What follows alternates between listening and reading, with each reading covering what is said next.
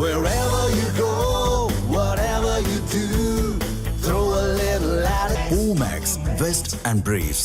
வரும் தேர்தலில் திமுக ஹீரோ கிடையாது, எடப்பாடி பழனிசாமி தான் ஹீரோவாக உள்ளார் என முன்னாள் அமைச்சர் செல்லூர் ராஜு தெரிவித்துள்ளார். இது தொடர்பாக மதுரையில் செய்தியாளர்களுக்கு அவர் அளித்த பேட்டியை மினி டாக்ஸ் பகுதியில் தற்பொழுது பார்க்கலாம்.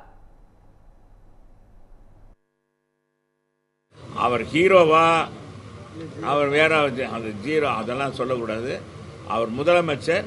அவர் என்னன்றத நான் தான் சொல்லிட்டேன். திமுக எதிர்கட்சியாக கூட வர்றதுக்கு இன்னைக்கு முடியாது. மக்கள் குதித்து போயிருக்காங்க.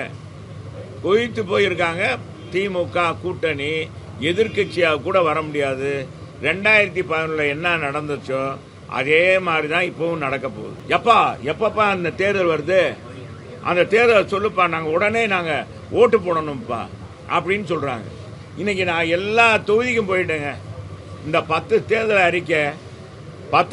அறிக்கை மூலமாக எங்களுடைய ரியல் ஹீரோவாக இன்னைக்கு அரசியல்ல ரியல் ஹீரோ, உண்மையான இந்த 2026 ரியல் ஹீரோ யாருன்னா அண்ணன் எடப்பாடியார்.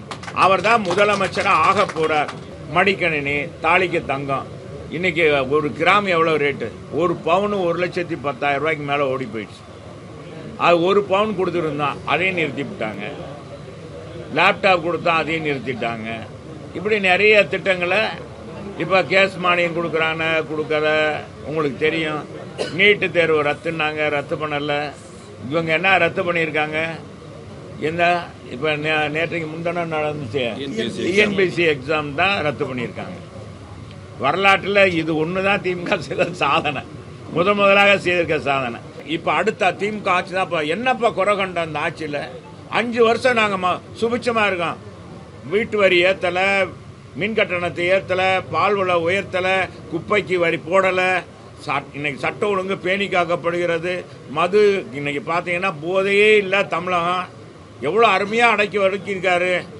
எனவே எங்க பிள்ளைகளுக்கெல்லாம் ஒரு விடியல் இன்னைக்கு இந்த ஆட்சி திமுக ஆட்சி தான் கிடையாது. எனவே அடுத்து இந்த ஆட்சி தான் வரணும்னு எந்த மக்களுங்க சொல்றாங்க?